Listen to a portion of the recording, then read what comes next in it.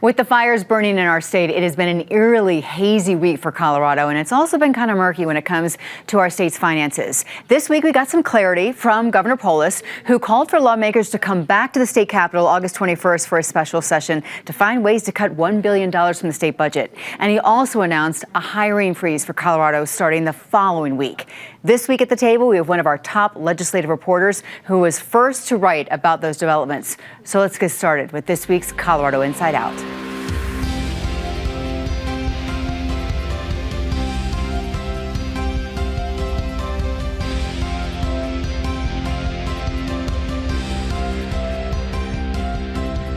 Hi, everyone. I'm Kyle Dyer. Let me get right to introducing you to this week's Insider panel. We have Patty Calhoun, founder and editor of Westward, Marianne Goodland, chief legislative reporter with Colorado Politics and the Colorado Springs and Denver Gazettes, Chris Rourke, consultant with Rourke Media, and Carlos Martinez, president and CEO of the Latino Community Foundation of Colorado. Our state has been overwhelmed with the smoke this week from the fires on the western slope. We have a red flag warning. We've had it all week. Disaster declarations were called for Delta and Rio Blanco counties amidst the extreme heat, which has really exacerbated the fire behavior. Drought conditions are worsening. The air quality is awful. Patty, there have been twice as many fires across the western U.S. compared to this time last year. And they're not good ones. I mean, these are big fires. When we started taping this, I think Meeker was under a potential evacuation order. It is another frightening summer here. And adding to the frightening level is, will the federal cutbacks in the Forest Service, in different agencies, affect how we're able to fight these fires? I have to say, I saw a FEMA notice today, and the spokesperson was Lynn Kimbrough, remember, who was so great with the DA's office. I'm like, okay, somebody competent is in charge. And so far, I haven't heard of the big cutbacks affecting how the fires are being fought, but it is worrisome, not just for this year, but every year, and with an EPA that is now looking to go against the Endangerment Act of climate change. We still need to understand what's going on in this state, in this region, and when it's 100 degrees out at the beginning of August, we're worried about it. Yeah, Marianne. Well, and clearly the drought conditions on the western slope are contributing to dry soils. I listen to a group of water experts every month, and they talk about dry soil conditions and the fact that what the summer monsoons that we hoped we would get, we aren't getting. And that's a big part of it, is that the rain that we usually get about this time of year really hasn't come through very well. And of course, this also raises some other questions on the federal side, which has to do with federal funding for issues like water. And we had, earlier this week, we had our entire congressional delegation that teamed up to ask the administration to unfreeze some money that is supposed to help with some of these, that could conceivably help with some of these drought conditions. It's supposed to sort of shore up conservation efforts, for one. The other issue, of course, is the long-term health of the Colorado River. And part of that is tied up with the water rights that the Colorado River Conservation District is trying to buy from Excel, and that's turning into a brouhaha. They were waiting on their last $40 million, which was approved by the Biden administration at the 11th hour before the turnover in government, transition in government, and that's now starting to kind of go sideways a little bit. Okay. Bad timing. Chris. Yeah, those Shoshone water rights are very critical for the Colorado River. In fact, the Western Slope and the Colorado River Basin has been in a drought since 2000. That's 25 years. We can argue all day long about the cause. Is it climate change? Is it climate cycling? But the fact is, things are drier, there's a lack of moisture, and there are higher temperatures, and those have to be considered. I did a story in 2022 after East Troublesome fire, and the other fires that did so much damage that year. And this researcher at Western Colorado University said, we will see more mega fires. And 3 years later, here we are. So one of the things he said was, as far as reversing this trend, very difficult to do. Partly because we don't agree on how to attack it. But one thing's for sure, communities need to be prepared, evacuation plans.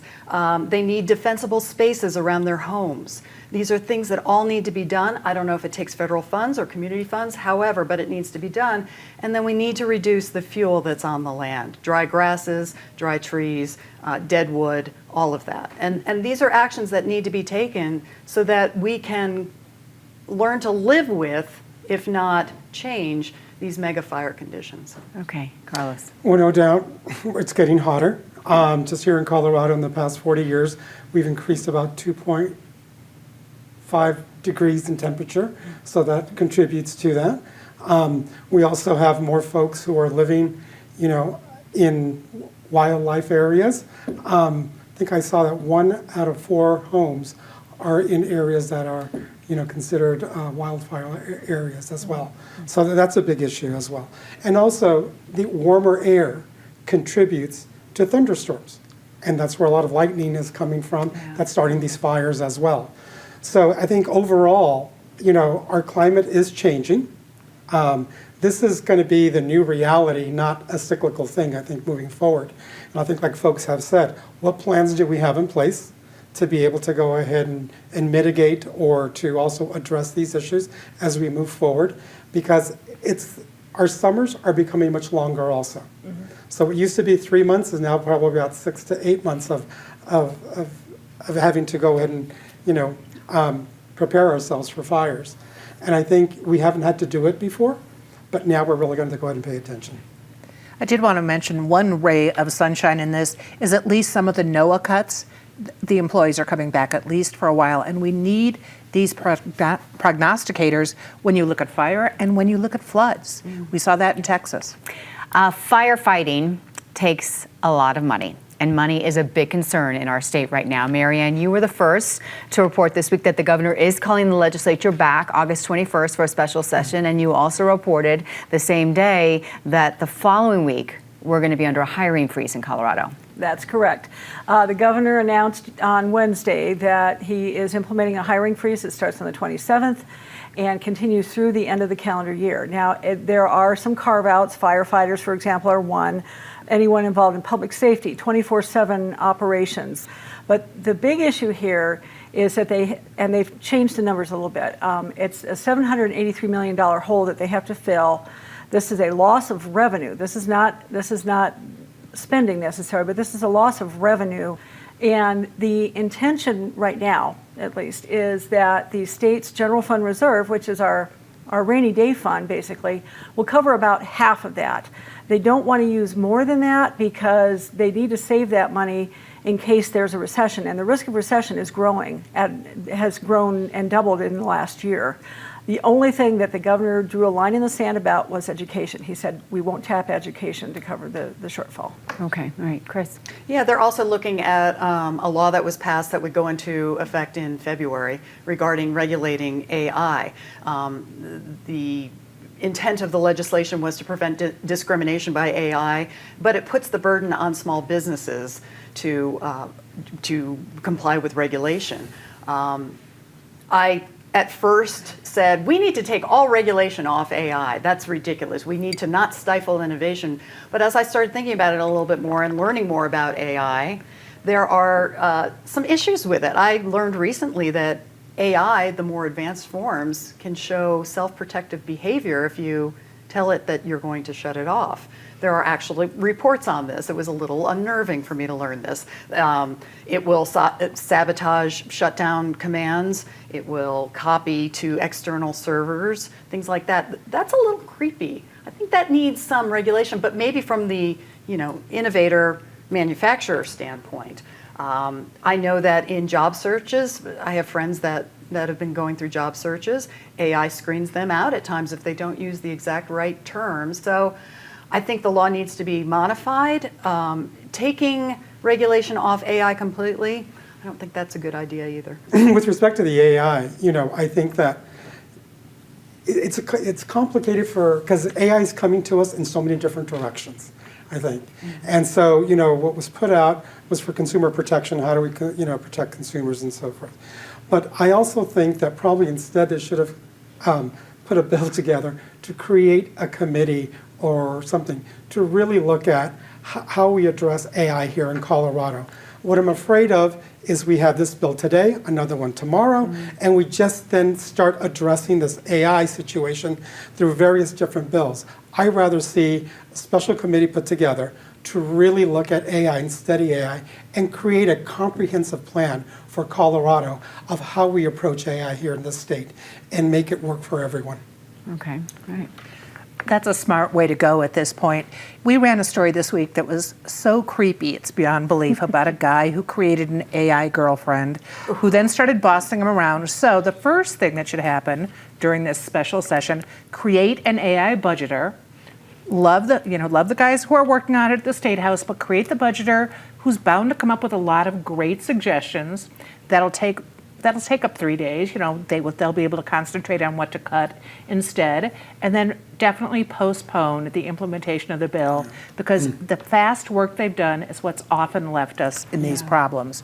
You've got the laws of unintended consequences. One of the reasons we're short of money is partly because we don't have businesses and people coming here, and one of the reasons some businesses are saying they don't want to relocate is because of this draconian AI bill. So it's time to look it back over, and if we need the help of AI budgeteer to do it, let them do it. Okay, all right. That was a creepy story. Oh, oops. I had to shower afterwards. All right, well, the state is looking to cut a lot of money. The city of Denver is looking to spend a lot of money, but it will be up to voters to decide if that happens. The city council agreed this week to let voters decide the fate of the Vibrant Denver bond package, the largest bond proposal in the city of Denver's history. But Chris, voters won't say yes to the whole lot. There are going to be 5 different areas that we'll be voting on here in Denver to decide what gets funded in terms of infrastructure projects. Right, which I think is a smart approach. Voters approve bond measures with a couple of factors. First, they want to know how the money's going to be spent, and they want details on that. And then it's good to sell the voter on what are the possible consequences if that money is not spent. That makes for a successful bond campaign. The other thing is voters want to trust the people who are spending the money. And so that's something to look at. When it comes to transportation infrastructure, my hunch is that will pass, because I think universally it is agreed to that government should be maintaining and building infrastructure. That is the role of government. But then when it comes to some of the other issues, I'm not quite so sure. Some of it's vague. Some of it, I don't know really will land with a lot of voters. The other thing is, with the spending of money, it's looking like the city of Denver will top $200 million by the end of 2025 on homelessness initiatives. And yet, at least according to one report, homelessness in Denver has gone up. So is that money well spent? I don't know. I don't think so. It doesn't look like it. I think infrastructure passes. I'm questioning the others. Okay, so there's the transportation infrastructure, libraries, cultural centers, new parks and facilities, housing and shelter, and then the 5th one would be health and human services. So those are the 5 different areas we'll be deciding. Carlos. Our folks here in Denver are not quite trustful right now about how the spending is coming along. And I'll just give you a few examples. They're very simple. They're not amount to nothing, but they're really about trust, I think. So, a couple of years ago, they put all these, cones down, Colfax, to go ahead and help with traffic and pedestrian stuff. What? Not even a year later, everything went down because they're redoing Colfax.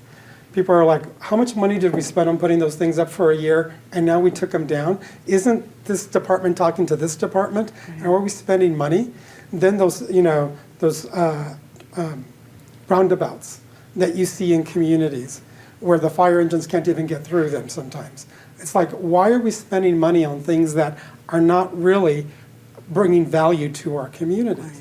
And so I think right now, I'm seeing folks, and then, we've been taxed on the garbage, we've been taxed now on sidewalks. It's like, what other things are you taking away from the mill levy that we pay on our property taxes to go ahead and maybe use money for something else? And I think the way that they're saying is that there'll be no increase in taxes on this, okay? So, yeah, that's right, there'll be no increase with the mill levy, but it doesn't mean that your property value won't go up. And so while the mill levy won't go up, their values will, so that means they'll have to go and have an increase in their taxes. Yeah. Patty. And the city's debt will definitely go up. Some of these bond packages before have been, I think, more artfully crafted.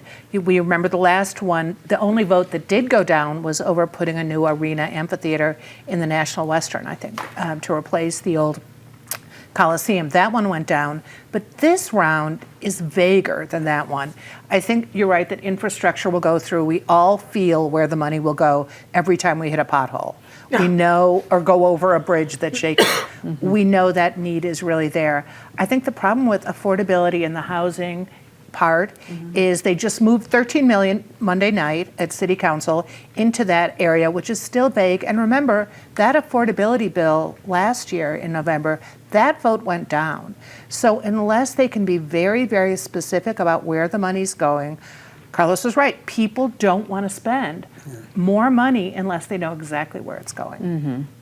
Marianne. I think there's another issue here, and it's around optics. The city is $250 million in the red. They're about to announce layoffs. And I think one of the questions that people have to ask is, as they're watching these layoffs take place and the potential impact on city services, are voters going to want to be putting money into all of these different projects? And I agree with everyone else. I think transportation wins. But the rest of them, the optics of saying, yes, we're going to spend almost $1 billion on all these things while we're not getting the city services that we're paying for because of layoffs. I'm not sure voters in this economic environment are going to be that willing to support $1 billion bond package. And Monday, August the 18th, is the day that city employees will open up their email to see if their job Losing their jobs. it stays Losing or if it they go. that day. That day, too. All right. Colorado is always at the very top of the list when it comes to healthiest states in the nation, but Governor Polis has pointed that the 24.9% obesity rate in Colorado, which is among the lowest in the U.S., is still too high. And now he has received a nod from the federal government to try to limit the intake of sugary drinks. The Department of Agriculture okayed the governor's request for a waiver to keep Coloradans with Supplemental Nutrition Assistance Program plans, or the SNAP funds, from being able to use that money to buy sugary sodas. Now, Carlos, this is set to take effect after the first of the year. Right. So I'm actually in favor of it. Okay. And I think I'm in favor of it because we consume a lot of sugar as a society. And I think that putting some restrictions but I think my thing also is we need to do it along with an educational campaign. It just can't be just banning it for the sake of banning it. I'm in favor of the ban if it comes with an educational campaign that starts teaching us the effects of sugar, what it does to our bodies, and the implications that it has. Because just banning does not change behavior. But if it's banning along with an educational campaign, then people understand why, and they learn the reasons why the sugar, the obesity, diabetes, etc. But just a ban with itself, without an educational campaign, doesn't create behavioral change. And what we're looking for here is behavioral change for a healthy Colorado. Yeah. Patty. Not a fan of this big brother action, especially when you think about our poor grocery clerks are so beleaguered already. When they have to pull aside what people can and can't get, it seems a little excessive to me, especially when you also see all the things we would like to get an educational campaign in DC right now, that aren't being banned or are being encouraged, that are definitely not healthy. I agree some things shouldn't be allowed. I once stood behind a guy in line who got 10 containers of lube, which seemed a little unusual, on his back in the days of food stamps. But I do think this is one step too far. We don't need to do this. Okay, what do you think, Marianne? Well, to Carlos' point, the education campaign would be a wonderful idea. And there used to be a program called SNAP Ed that was supposed to help people learn about making nutritious choices. And guess what happened to SNAP Ed in the big, beautiful bill? Gone. It's gone. So it would be wonderful if there was an educational campaign, but the federal government is not going to pay for that right now, and the state doesn't have the money for it. As to the issue itself, where do you stop? Do you you start off this week? It's your sugary sodas. Next week, maybe it's you can't buy ice cream or you can't buy. And obesity is such a complex problem that banning things isn't necessarily going to drive the kind of change that I think most people would like. And trust me, I know this one really well. I've been fighting this battle for most of my life. So, I think that there's going to be a question about where it stops. And I think given that this is something coming out of Health and Human Services, this is something that Robert F. Kennedy Jr. is pushing, I don't think that this is where it ends. Okay. And Chris. Well, everybody took my notes, so. I watched Bill Maher over the weekend, Yeah. and he did this delightful rant about how the left and the right get so outraged over issues that are just not important. And I would almost qualify this as that. I don't like the government trying to restrict diets because they think it's going to make people healthier, especially if that item is readily available to the public. People have the right to make their own choice. However, the other side of that coin is that if you're going to be accepting assistance from the government, you have to play by the rules. I agree with you on the education piece. I disagree with you about the ban. So we're halfway there together. But definitely education over regulation. What do you all feel about the physical fitness test? That brings back. Love it. I was love it. petrified. Wouldn't that be fun? Oh, Yeah. I hated that. I always failed. I never got the patch. We all failed. We all failed. Yeah, except for Christopher Brennan in first grade, who climbed all the way to the top of the gym on the rope. Oh, we did? Yeah. Okay. Now let's go down the line and talk about some of the highs and the lows of this week. We'll start on the low point so we can end on a good note, and we'll start with Patty. It's been a very tough summer for restaurants and longtime bars in Denver. We had Cap City, which closed. We had, just this week, we're going to see the end of Pub on Pearl. Also, the end of the Hornet is closing tomorrow, so get there soon. But a good move by Visit Denver and the city, which they've hired 2 restaurant consultants to really get some solid numbers. Marianne saw all the fights in the legislature over the minimum wage bill, but the numbers were never accurate in there. So local restaurateurs need help. The city and Visit Denver are going to help now. Those are 2 good places in Denver. Marianne. This has been a tough couple of weeks for Colorado Parks and Wildlife. They are on the hunt for 2 wolves that have been killing sheep and cow in Pitkin and Rio Blanco County. And of course, the problem in Rio Blanco County is that they can't find the wolf because there's a big fire going on right there. So this has made their jobs a little more difficult. And it's also not been good for the ranchers either, who are also trying to make sure that their livestock stay alive in the midst of all of this. That's a really great point. So there was also a female collared wolf that was found in Wyoming dead, and the state of Wyoming is looking into what caused that death. So a lot of wolves are dying. Yeah. That is not my low, though. My low is rattlesnakes, actually. Apparently there's a lot of rattlesnake activity, especially south of Denver, where I live. There have been even warnings put out by police departments. So if you're out hiking, make sure you're looking at the ground if you're at an elevation where rattlesnakes live. And be careful with your dogs, too. Be careful with Them your too. dogs, yes. Yes. Okay, Carlos. Well, I think for me, the low is, 7 months into this administration, seeing the impact of funding, both from government, from some states and corporations with respect to contributions to nonprofits, and really seeing that down. I'm starting to see now some nonprofits closing their doors. And that's kind of like my low right now about, they provide safety nets for communities, and to see them starting to go ahead and close their door is going to create an impact in our communities. Yes, it will. Okay, Patty, something good. It's a great weekend for bluegrass, and congratulations to Hot Rise, which is going in the National Hall of Fame. And the first Colorado bluegrass band to make it, right? That's great. I want to give a shout out to Benta Berkland at Colorado Public Radio. She had an absolutely astounding story this week on some shenanigans that went on during the legislative session back in April, where you had a bunch of Republicans who were making extremely offensive remarks about a Democratic colleague. Shame on those Republicans, and congratulations for Benta for getting to the bottom of it. Okay, Chris. I moved into a neighborhood and immediately started pulling out weeds, which have been horrendous this year. Everybody says so.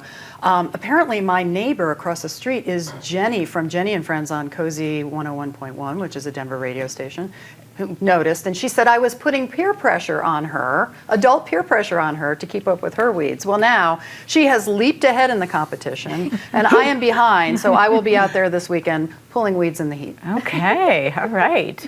So tomorrow kicks off Cinema Q Film Festival at the Film Center. So if people can get out there and support the Cinema Q Festival, that would be great. They always have a great lineup of films to go ahead and watch. Okay, and my high is again the loyalty and support from so many of you who watch Colorado Inside Out, listen to our podcast, and follow our other shows. And my thanks comes from the entire team here at PBS 12.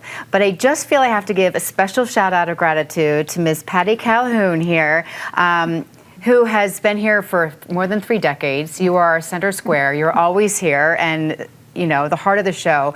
Well, this week, Patty's newspaper, Westward, which is free for all of us, has had a drive to encourage financial support through memberships. On Thursday this week, Patty pledged that half of the money that came in from the membership dollars would be gifted to PBS 12. Encouraging her readers that the more media outlets we have, the better in terms of keeping us aware, educated, informed, and connected. So you're amazing. Thank you very much. Thank you, Insiders. You're fabulous, and I love how you all come so prepared every week. Thank you for watching as well. I am Kyle Dyer. I will see you next week here on PBS 12.